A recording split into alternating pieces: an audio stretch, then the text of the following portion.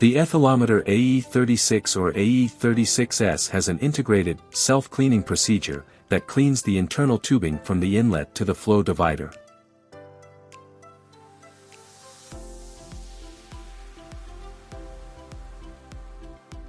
This procedure uses valves and pump to create alternating high and low pressure in the system, which removes the dirt deposited with time in the system.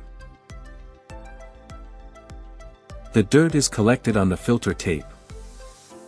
We advise you to perform this procedure once a year or more often in dusty environments. The self-cleaning procedure lasts approximately 5 minutes. After the procedure, a clean air test is recommended to ensure that the analytical area is free of particles or dirt. Go to the Quality Assurance Quality Control menu and press the Self-Cleaning button.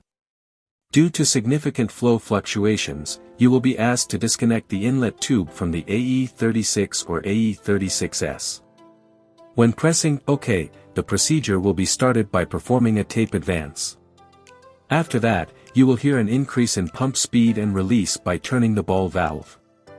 The procedure ends with moving the filter tape to the fresh spot. You will be asked to reconnect the inlet line to the instrument when the procedure is finished. Press OK.